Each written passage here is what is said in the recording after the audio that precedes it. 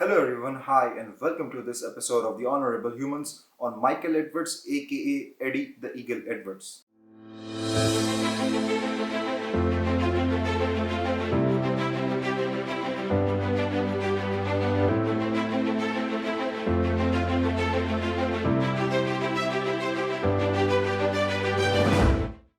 तो आज हम जानेंगे कैसे माइकल एडवर्ड्स ने बिना ओलंपिक जीते हुए भी लाखों लोगों के दिलों में राज किया. So Michael was born in 1963 in United Kingdom to a plasterer family. And from his childhood, he was very much into Olympics. He loved sports. But there was a catch that his left foot was not in a perfect condition, so his doctor advised him not to do a lot of physical stuff or he gonna hurt himself permanently. जो Michael थे ना, उनके पास करने के लिए बहुत कुछ था नहीं बचपन में, तो वो छोटे छोटे स्पोर्ट्स ट्राई करते थे, जैसे कि पानी में सांस रोकना या फिर जैवलिन फेंकना, ये सब. फिर धीरे धीरे उनका जो पैर था वो ठीक होना स्टार्ट हो गया एंड फाइनली उनका पैर ठीक हो गया properly. So by the age of 13, Eddie went to Italy on a school trip and there he introduced by skiing and Winter Olympics. और एडी को स्कीइंग पहली नज़र में ही पसंद आ गई और एडी ने स्कीइंग को ही अपना करियर चूज कर लिया था फ्यूचर के लिए. और एडी स्कीइंग में काफ़ी अच्छे भी थे, उन्होंने बहुत सारे गोल्ड मेडल जीते, बहुत सारी ट्रॉफीज जीती, बट स्टिल वो ओलंपिक्स के लिए सेलेक्ट नहीं हो पा रहे थे. उसके पीछे कारण यही था कि ब्रिटेन के पास उस टाइम पे और भी बहुत बेहतर एथलीट्स थे जो एडी से काफ़ी अच्छे थे. इसकी वजह से एडी एडवर्ड्स को चांस नहीं मिल पा रहा था ओलंपिक्स में जाने का. So by the age of 22 when he was at New York, they are introduced by ski jumping. It is just skiing but bit higher. और bit higher का मतलब है 70 meters और 90 meters. वो bit higher नहीं होता, वो काफ़ी ज़्यादा high जाता है because 70 meter is a height. It's too much. And 90 meter तो उससे भी ज़्यादा है. तो एडी ने सिर्फ 20 महीने में स्की जंपिंग की आर्ट समझ ली. और आपको पता है स्की जंपिंग में कोई गुंजाइश नहीं होती खराब होने की, बिकॉज अगर आपकी लैंडिंग खराब हो गई तो दो ही रास्ते हैं, या तो आप सीधा ऊपर ही पहुंच जाएंगे या फिर आपके शरीर की सारी हड्डियां टूट जाएंगी. And believe me on this, Norway में स्की जंपिंग सीखने की जो स्टार्टिंग एज है वो 6 साल है. और एडी एडवर्ड्स 22 साल की उम्र में स्की जंपिंग सीखते हैं सिर्फ 20 महीने में. और वो काफ़ी अच्छे भी थे स्की जंपिंग में. उन्होंने अपने टोटल करियर स्पैन में अराउंड 40,000 जंप्स करी, जिसमें से वो 50 बार क्रैश भी हुए और उनके शरीर की कोई ऐसी हड्डी नहीं थी जो टूटी ना हो उसकी वजह से.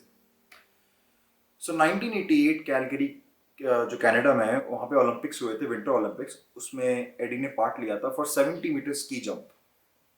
तो एडी ने जब जंप करी ओलंपिक्स में तो वो जंप सबसे खराब थी, बिकॉज वहाँ पे वर्ल्ड के बेस्ट एथलीट्स भी आए हुए थे, जैसे मैटी न्यूकिनन. वो उस टाइम के फिनलैंड के सबसे टॉप एथलीट थे, सबसे यंगेस्ट और सबसे टॉप. और वो सिर्फ फिनलैंड के नहीं, वो पूरे वर्ल्ड के सबसे बेस्ट एथलीट थे. उनसे उनका था कंपटीशन.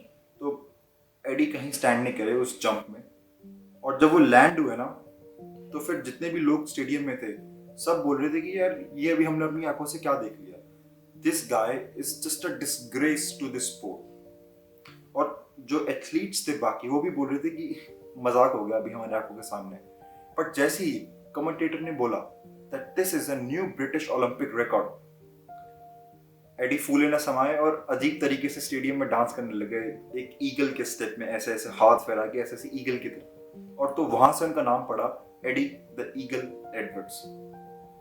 अगले ही दिन उन्होंने 90 मीटर की जंप भी सक्सेसफुली करी और उन्होंने अपने ओलंपिक करियर में कोई मेडल नहीं जीता, पर लेकिन लाखों लोगों का दिल जीते, जैसे कि मैंने आपको पहले ही कहा था. So this was the life of Eddie the Eagle Edwards. और अभी भी एडवर्ड्स जिंदा है और अपनी जो उनकी होम कंट्री है यूके, वहाँ पे हैं. और फिलहाल तो वो कुछ काम ऐसा खास करते नहीं, बट लेकिन उनके ऊपर बहुत सारी मूवीज़ बनी हुई हैं, बहुत सारी बुक्स लिखी गई हैं और बहुत सारे न्यूज़पेपर आर्टिकल्स हैं और बहुत सारी वीडियोज़ हैं उनके ऊपर यूट्यूब में. अगर आप चाहें तो देख सकते हैं, because he is a man जिससे आप बहुत कुछ सीख सकते हैं. और मैंने भी उनकी लाइफ से बहुत कुछ सीखा है. सबसे पहला पॉइंट है, never sell your self short. आपको ना अपनी वर्थ समझनी होगी कि आप किस लेवल पे स्टैंड करते हैं, बिकॉज हर आदमी की ना एक वर्थ होती है. और उसी वर्थ के हिसाब से वो अपनी लाइफ में कुछ पाता है या फिर कुछ खोता है। सो अगर आपको अपनी वर्थ समझनी है तो आपको सबसे पहले समझना होगा कि आपको क्या आता है और किस चीज में आप सबसे बेहतर है। आप उस चीज को समझिए और उसके ना एक लिस्ट बना लो कि मैं इस चीज में इतना अच्छा हूँ और इस चीज में मैं उतना ही बेकार हूँ। तो मुझे अपने अंदर से वो जो बेकार वाली चीज है उसको ठीक करना है ताकि मेरी वर्थ और ज्यादा बढ़े, क्योंकि जितनी ज्यादा मेरी वर्थ है उतना ही ज्यादा मैं सक्सेसफुल हूँ आज की डेट में। और never sell your self short का सबसे इजी मीनिंग ये रहेगा कि आपकी लाइफ में चाहे कितना ही बड़ा चैलेंज क्यों ना हो या फिर आपकी लाइफ में कितना ही बड़ा सेटबैक क्यों ना हो, आपकी वैल्यू और आपका माइंड और आपका मोटिवेशन कभी भी डाउन नहीं होना चाहिए। और जो दूसरा पॉइंट मैंने उनकी लाइफ से सीखा है is that if I do less than my best it gonna kill me from inside. अगर मैंने जितना मैं कर सकता हूं उससे बेहतर नहीं करा तो मैं अपने आप से मुंह नहीं मिला पाऊंगा। मतलब अगर मैंने जितना मैं कर सकता हूं उससे बेस्ट नहीं कर पाया तो मैं खुद को फेस नहीं कर पाऊंगा। हमें ना हर बार अपनी लाइफ में किसी भी चीज में बेहतर करना चाहिए, बिकॉज आप अगर एक लेवल पे उठ के आ चुके हो तो इसका मतलब ये नहीं कि आप वहां पे ही रहोगे। आपका गोल होना चाहिए कि आपको उस लेवल से भी आगे उठना है। बिकॉज इंसान और एक जानवर में यही फर्क है कि जानवर की ना कोई इतनी ज्यादा नीड नहीं होती, बट इंसान की एक नीड होती है आगे बढ़ने की और जानवर की नहीं होती। जानवर का बस ये है कि यार सुबह खाना मिल जाए और रात को आराम मिल जाए और क्या चाहिए लाइफ में। बट इंसान के साथ ये नहीं है, उसको खाना और आराम आराम तो उसे भी चाहिए, बट उसकी एक और नीड है जो है आगे बढ़ने की। अगर आप आगे नहीं बढ़ रहे हैं और अगर आप एक पॉइंट में ही रुके हुए हैं तो you can compare yourself with an animal. और तीसरा पॉइंट है winning and losing matters to little people.